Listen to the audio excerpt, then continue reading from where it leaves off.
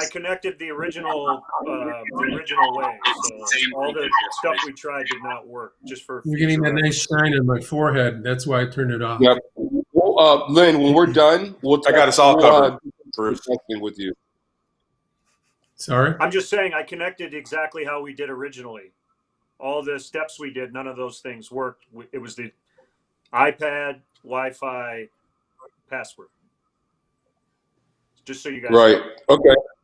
Okay, thank you. So like the 5G, the internet, my wife's phone, none of that stuff worked. So. Okay, Kevin, are you ready here? Yeah, not too bright there. Okay.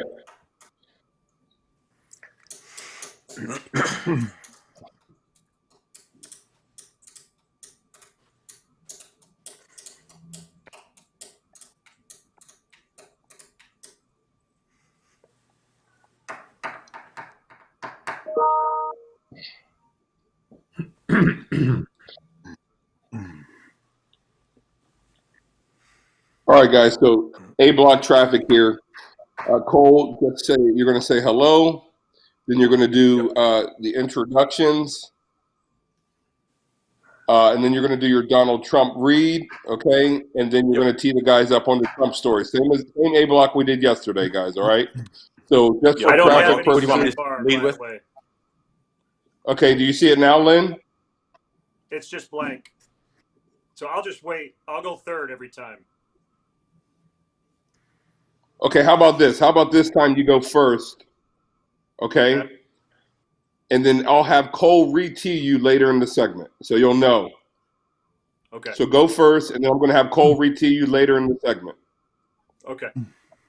Cool. All right. So guys, we'll go Lynn, Chris, and then Bruce, and then Cole. I'll probably have you re-tee Lynn again there, and then we'll see where we stand time wise. So we go Lynn, Chris, Bruce. Yes. Gotcha. I'll help you out though, or I'll have everything on the side of the bar. We got. Okay, let's do this, guys. Yep. You ready, Kevin? Single. Cole. Yep, I'm ready. There we go. Here we go. In 5, 4, 3, 2, 1.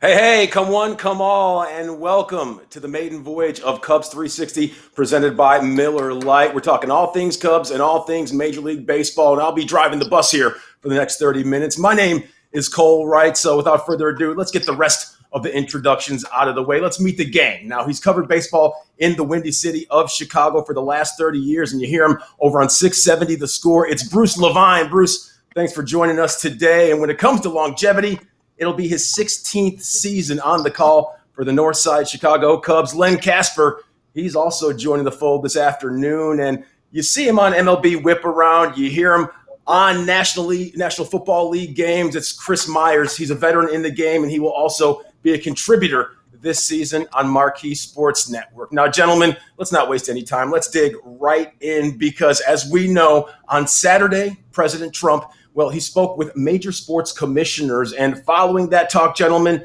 well, the president said that he wants to see fans back in stadiums sooner rather than later. That's good news. But on the flip side, California Governor Gavin Newsom, he had a different stance. He said, quote, "I would move very cautiously with that expectation." So, gentlemen, as we know, COVID-19, also known as the coronavirus, it has baseball and the entire sports world at a virtual standstill. So when it comes to influence over professional sports, especially Major League Baseball getting back on the field, Len, what do you think? How much influence does the president actually have? Well, I think there are two parts to this in general, Cole. I think there's what everybody wants to do, and that's kind of the heart, right? And then there's the what we should do in terms of the timeline, and that's probably the head. And I think, medically, that's going to probably have to lead the way at this point. And any sort of practical conversation about when Major League Baseball season does start, we're still probably weeks, if not months away from that.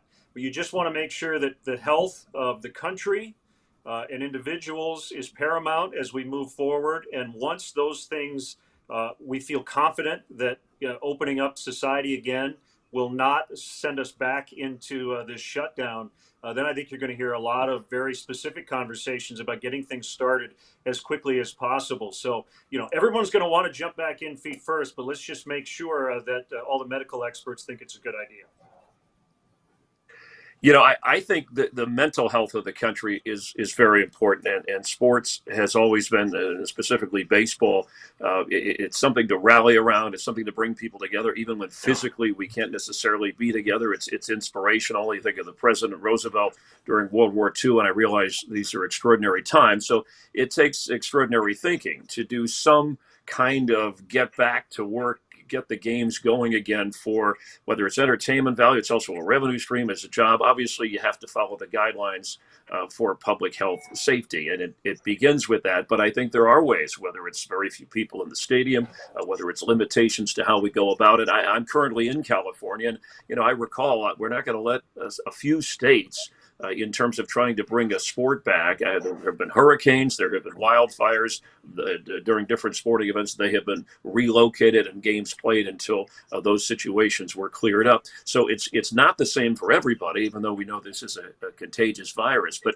at the end of the day, I think it's very important to have some form. Look, there are businesses going, grocery stores, shipping, FedEx. So there's a way to do business. It's just going to have to be done differently until we clear the hurdle. So I'm as optimistic as the sound coming out of the White House, but obviously things have to. We're living in a new world, and we have to continue to adjust to that as we go forward.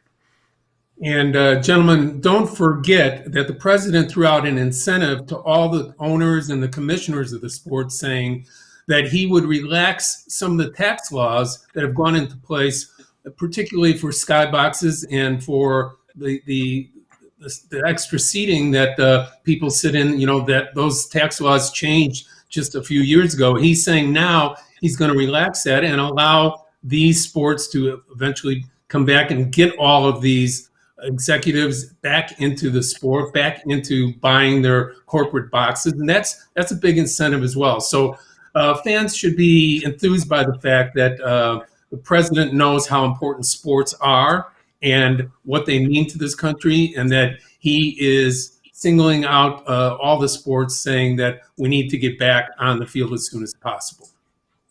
Now, Len, we've heard so many different scenarios when it comes to Major League Baseball getting back underway. We've heard potentially 100-game and 80-game season. We've also kicked around the fact of games being played in a central location down there in Arizona. So when it comes to a perfect scenario, at least as far as you're concerned, what would it be? For me, to be honest with you, the perfect situation is that we have baseball of any kind this year. And I guess beyond that, I hope we don't get too gimmicky, because when baseball players, managers, front offices build rosters, get ready for a season, they have a very specific idea of what a baseball season means. I don't think some sort of World Baseball Classic-like tournament necessarily fits what this sport does.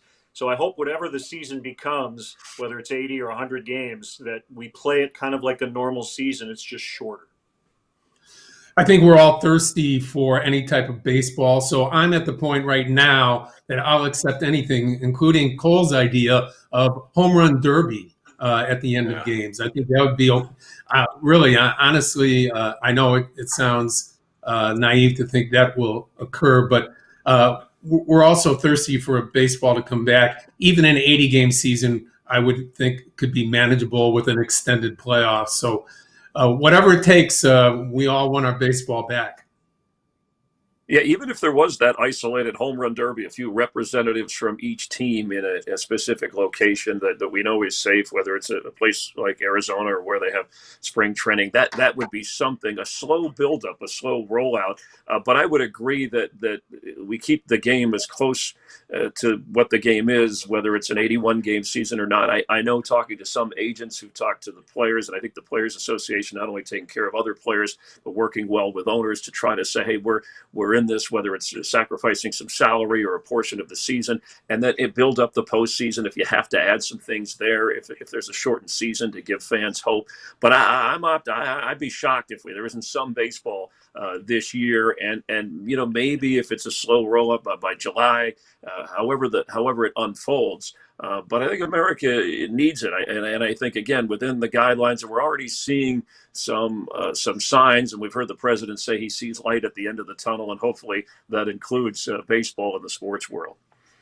Yeah, we have to keep it, at least our optimism high, because after all, baseball is America's pastime, and we do hope it returns sooner than later. Now, if there is no baseball in 2020, would the Cubs be one of the most affected teams? We're going to give you our 2 cents, especially when it comes to guys and their service time. That and much, much more coming your way when Cubs 360, presented by Miller Lite, rolls on. Stick around.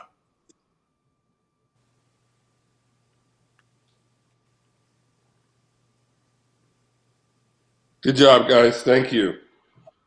Kevin, were you having sync issues? I stepped in. I've got the scroll now. Okay, you got it, Alan. Thank you. I'm all good on mine. And Suzanne, let me know what you see with the A block. But no, I didn't come to your mind. Look good. Great. Good to hear. There maybe it's just I was able to fix my monitoring issues. great. Good guys. Good. What's up, Cole? Just making sure this next one we're coming back, we're talking, that's with Joel Sherman, Biggest Losers. Correct. Okay. By the way, if you guys care, didn't want to say it just because, but I'm hearing 50-50 chance we'll play this year. Ooh. Eesh. From people who seem to be pretty smart. So I'm taking that as a positive, because a week ago I was thinking it was about 30%. Yeah. Well, if that's the case, logistics. Lynn, if that's the case, we're going to have to work on your setup.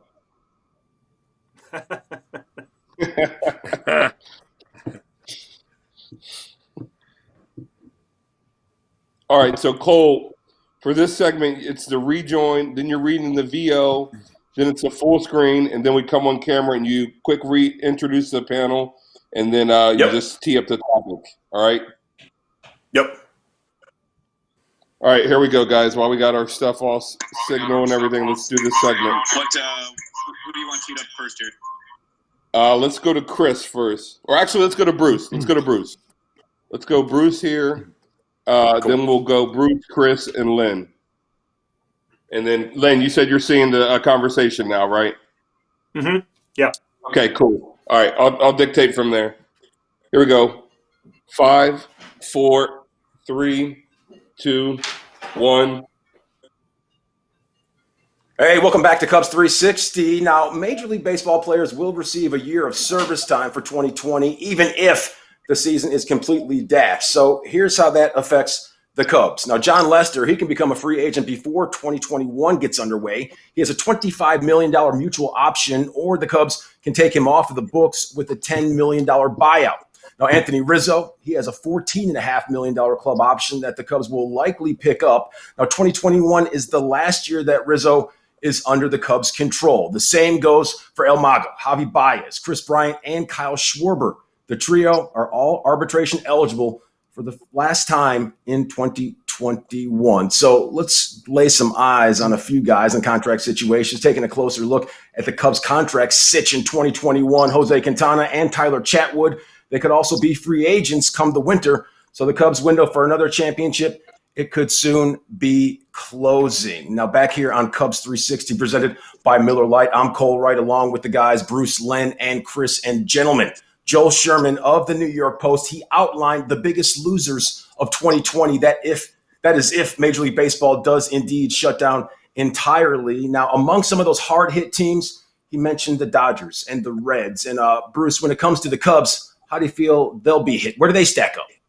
Well, it hurts them in the sense that they have players who are going to be those free agents that you mentioned, but it doesn't give them the option that they had at the beginning of the year. The option for Theo Epstein and Jed Hoyer, the guys in the front office, were let's see how the team plays. We haven't signed any of these guys to long-term contracts. If the team plays well, maybe we'll add on. We'll try to win a championship. Now they're not going to have that option. If there's a shortened season, there's not going to be any trades. So the advantage goes to the player at this point. He gets his service time. He moves that much closer to November 2021 when these four guys are all going to be free agents. So it takes kind of a little of the idea that the Cubs could flip and trade these guys for 6, 7, 8 young players moving forward. I think that's out now, and it really does hurt the Cubs if you look at it from that vantage point. Yeah, I would agree, Bruce. Where they are with the luxury tax anyway, and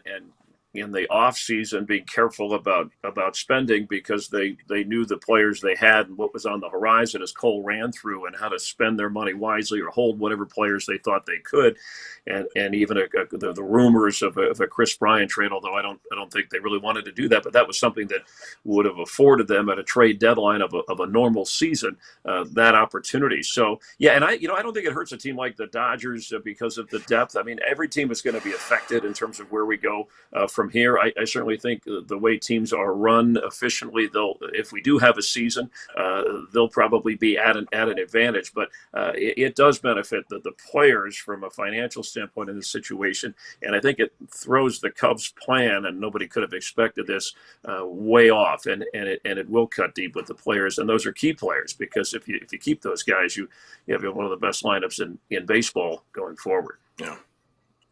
Chris, you make a great point about the Dodgers, the Mookie Betts trade. You would think that if there is no season this year, that they would be hurt the most because they may not get anything out of that trade other than David Price, obviously. But arguably the second best player in baseball could just become a free agent and never actually wear a Dodger uniform. But in terms of the Cubs, I think the service time decision really could hurt them. They need to play this season. That window that we've talked about for a couple of years really ends after 2021 with this current nucleus. So they absolutely need to play a season here, and let's hope it happens. Chris, what do you say if the season doesn't go down and if some of these guys, everything goes to arbitration and they become free agents? What do you think? What would be the window for the Cubs to bring home another Commissioner's Trophy? Well, I mean, I think going into this season, before all of this happened, it was just a question of how would the pitching hold up. You liked where Yu Darvish was.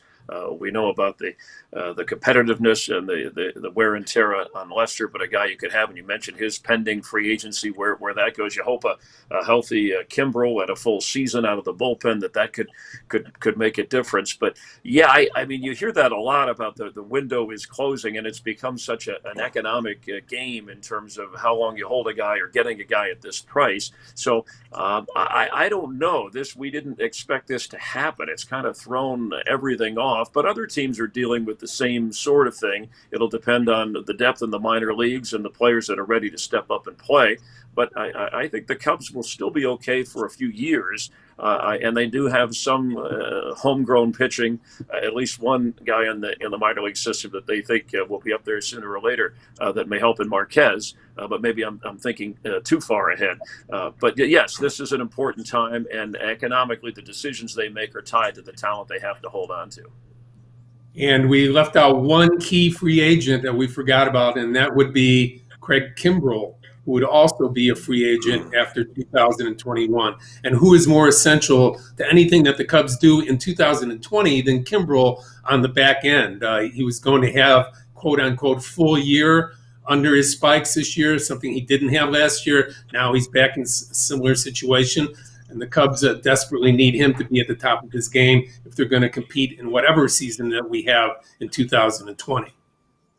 Well, hopefully things come around sooner than later, because as Chris was making mention of, Braylon Marquez, the guy's a lefty. He throws absolute cheese, lives at 99, and we'd like to see him on the field sooner than later. Now, when it comes to Cubs 360 presented by Miller Lite, we're going to talk about the Cubs and Chris Bryant and that unexpected break, of course, during this whole shutdown. But we're going to tell you why KB and a few others may really be benefiting from this time off. That and much more coming your way right here. Cubs 360. Don't touch that dial.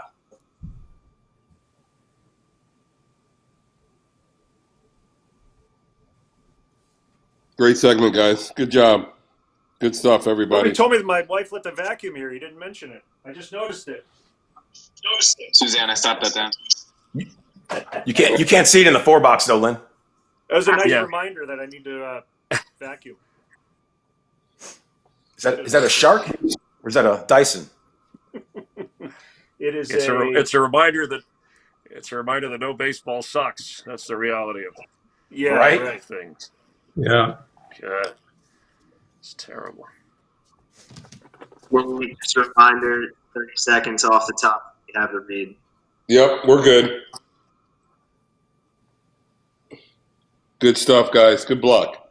All right, Cole, C block. This is just coming on. You're introducing the panel, and then you're going to do your Miller Lite refreshing hot take.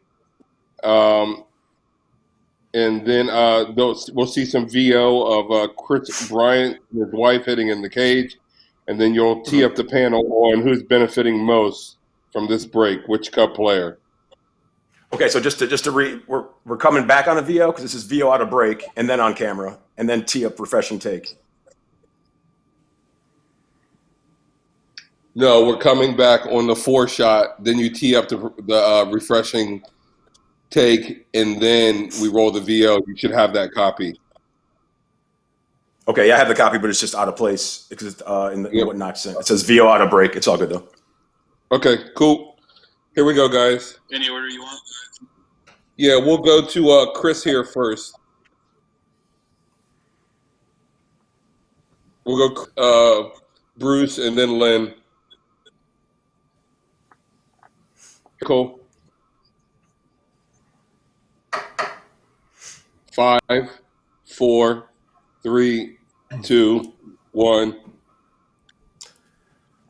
Back here on Cubs 360, Cole Wright, Bruce Levine, Lynn Casper, and Chris Myers. And guys, it's time for our Miller Lite refreshing take of the day. And before we hit the break, we were talking about Chris Bryant. And it's not a surprise to see Chris Bryant, of course, getting himself ready for the season to come. He takes a few cuts in the batting cages, but how about this? Look at this. It's his wife, Jessica, working on her game as well. As we know, the couple expecting their first child this month, and the Cubs third baseman and former MVP said this spring that he, quote, was put on this earth to be a dad. So, guys, as we know, Chris Bryant, he's benefiting the most from this delay in Major League Baseball. He has a child on the way. He was expected to take a paternity leave, but now it's turned into a little bit of family time. Somewhat of a blessing in disguise for Mr. Bryant, huh?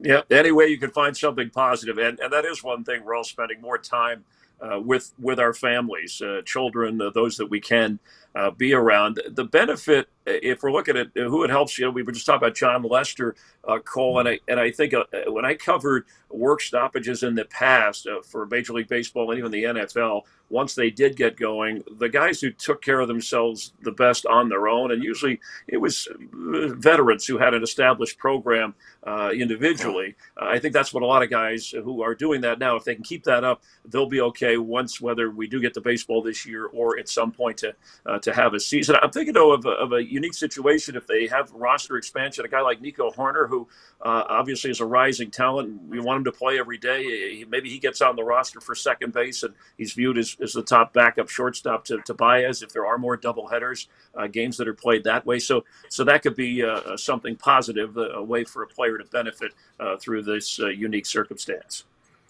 I think I'll go way outside of the box and talk about Brandon Morrow. And before everybody falls off their chairs, realize we know that he hasn't pitched since July 2018, but we do know that when he is on the mound, something electric happens with that 98-mile-an-hour fastball. He wants it bad. He's trying to come back from multiple injuries again from spring training, but he still has his heart in it, and the Cubs are allowing him to go forward. So maybe this benefits him, and maybe the back end of the bullpen is fortified by having Mr. Morrow back in it when baseball does start. Yeah, I agree with you, Bruce. Morrow, this is really probably his last chance, not only as a Cub, but probably as a big league pitcher due to his age. But the other guys, the guy we talked about in the previous segment, Craig Kimbrell, he did this last year, signed in early June, had a very truncated season, did not go well, as we all know. But if anyone is used to what possibly could happen this year, it's two guys, Craig Kimbrell of the Cubs, Dallas Keuchel of the White Sox. Len, what about a guy like Ian Miller? We know he's a speedster. He lays down bunts. He steals bases. He's stolen 30 or more bases at every single level he's been in the minors. How will this layoff affect him? Great question. As you know, Cole, he had a great spring. I think had really put his name atop the list in terms of that 26th man. As Chris referenced earlier in the segment, no question there will be expanded rosters. And I think he's right about Nico Horner. He would have been in more of a development year, at least to begin the year. But if we have half a season, I don't think the Cubs would be shy at all about having Horner on the big league club whenever we do start. But yeah, Ian Miller is a guy who really opened some eyes in March. And you just hope that the layoff will not cool him off. Yeah, and on the flip side, a guy like Kipnis, who was making his way toward being the starting second baseman for the Chicago Cubs, he'll have to do it in a short 3-week period to come back. So, it might benefit Horner, but Kipnis, they were hoping would be a part of the 2020 Cubs. He was quietly having a nice spring, showing that he had some of his game back and he was healthy. And hopefully a player like that can show what he has and move forward too. But it'll be a tough decision between Horner or extending a contract to a veteran like Kipnis. And for David Ross, he's undefeated as a Cubs manager to open his career, and we kid, but you feel for all of those guys getting, whether it's a young player or a manager with his team first year or first with a new set of players, how frustrating it be. We know he battled his illness in spring training and had to have time away from the team and handle that as well as he could. And I am excited to see how his relationship as a player and his influence there and success from behind the plate will transition to managing this Cubs team. But we're going to have to wait a little longer for that. But I know he's as anxious as anybody. Well, as we continue to venture into the unknown, all we can do is continue to watch and wait and hope that baseball will be back sooner than later. And as we wait for that new season to finally get underway, we've got some thinking to do. Of course, when it comes to guys that we could build around for the next decade, a 10-year time frame, who would it be? Some of the best when it comes to the youngsters right here next on Cubs 360, presented by Miller Lite.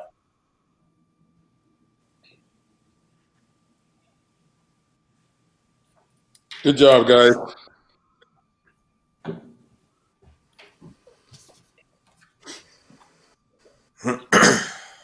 Okay, so we'll go right back down the line for this one. I think it was Bruce. Are you Soto? Yeah, but Len and I were Soto. I got to go first yesterday. I will let Len go first if you'd like.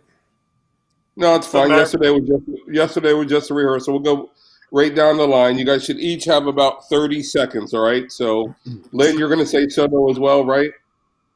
Yeah. And Chris. Yeah, I'll go Bellinger just to be different, but yeah, I'll go last. Okay. That's good because I can say it's hard to find phone. Okay. About 30 seconds each, guys. So we have about 2 minutes for this segment. So just keep it tight. Just watch the conversation. I'll wrap you when need be.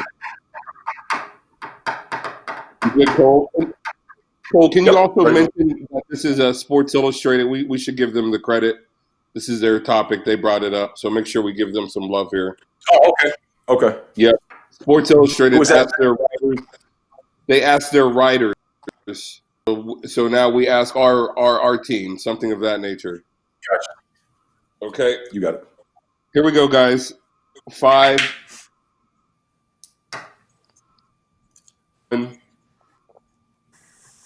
All right, so we're rounding third and headed for home here on Cubs 360, presented by Miller Lite. Cole Wright, Bruce Levine, Len Casper, and Chris Myers. And Sports Illustrated, guys, they asked their writers. It's a new decade, so they were looking for some new blood, and they wanted to know a guy that you could build around for the next decade or so. And I want to know from you. We'll go right down the line. Bruce, who is it? It's got to be Juan Soto for me. This is an exciting player. He's already had great years at 19. Now he'll start the season at 20. If you're going for the next 10 years, I know you have Ronald Acuna out there, but Juan Soto's my guy. I think he's going to be putting up some monster numbers, and just the way that he goes, I think he's going to be the heart of the Washington team for years to come. Bruce, we don't agree on everything, but we definitely agree on this. Juan Soto is the right answer, left-handed bat. his ages 19 and 20 seasons. He put up a 937 OPS. That is already elite. That is an OPS plus of 140, which is 40% better than league average. And I think most importantly, he took 108 walks last year. The maturity in terms of him as a hitter is off the charts. Most guys his age would be at the highest level, probably AA this year. He's already on a Hall of Fame track. It's hard to argue with that if you're talking young. You know, I still might go for Mike Trout. It still feels like he's 25, even though he's a little bit older. I think he'll be playing well in 10 years. But I would go, and he seems old compared to Soto, is Cody Bellinger, because Bellinger bounced back from that 2018, put up incredible numbers, can play the outfield, first base defensively. He was actually clocked faster to first base than Billy Hamilton last year. Speed is a little underrated. He adjusted even in the World Series under the pressure of the big lights, and even though his team didn't win, you know, he's now taking fewer strikeouts, more walks, and still providing the power. I think his first 3 years, the numbers I saw, 111 home runs, which is in the territory of an Albert Pujols or Ralph Kiner, and we know how good those guys are. So I'll go with a guy like Bellinger, but certainly any one of those guys would be great to build around. Yeah, those 111 home runs, 110 more than he hit his senior year of high school. Only went yard one time when he was a senior in Chandler, Arizona. Amazing. Gentlemen, it's hard to believe that, and it's also hard to believe that Cubs 360 has come to a close. So for Bruce Levine, Len Casper, and Chris Myers, I'm Cole Wright, Cubs 360. We'll see you next time.